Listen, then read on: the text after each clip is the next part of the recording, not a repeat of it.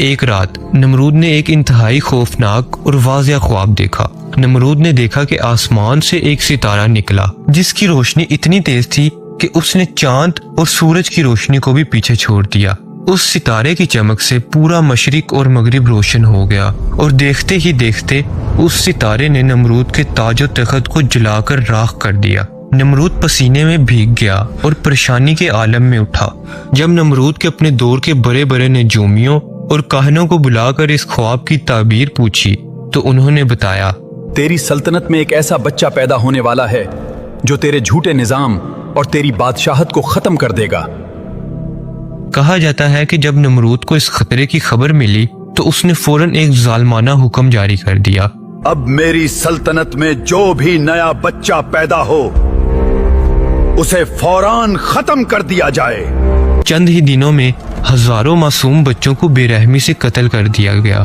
پورا معاشرہ خوف اور خاموشی میں ڈوب گیا۔ اسی دوران حضرت ابراہیم علیہ السلام کی پیدائش کا وقت قریب تھا۔ روایات کے مطابق ان کی والدہ شدید پریشان تھی کیونکہ حکم بالکل واضح تھا کہ اگر بچہ لڑکا ہوا تو اسے قتل کر دیا جائے گا۔ اسی خوف کے عالم میں انہوں نے اپنے شوہر آزر سے کہا، تم مندر جاؤ اور میرے لیے دعا کرو۔ یہ صرف ایک تدبیر تھی تاکہ لوگوں کے شک سے بھی بچا جا سکے۔ جب آزر وہاں چلے گئے تو اسی دوران حضرت ابراہیم علیہ السلام کی پیدائش ہو گئی۔ ان کی والدہ نے فوراً فیصلہ کیا اور انہیں چھپا کر ایک غار میں لے جا کر رکھ دیا۔ جب آزر واپس آئے تو ان سے یہی کہا گیا کہ بچہ مرا ہوا پیدا ہوا۔ روایات میں آتا ہے کہ جب بھی آزر باہر ہوتے، حضرت ابراہیم علیہ السلام کی والدہ چپکے سے غار میں جاتی اور اپنے بچے کو دیکھ کر واپس آ جاتی، اور اسی غار میں اللہ نے اپنی خاص قدرت سے اس بچے کی حفاظت فرمائی۔ کہا جاتا ہے کہ اسی دوران حضرت ابراہیم علیہ السلام کو غیر معمولی طریقے سے بھی رزق دیا جاتا تھا۔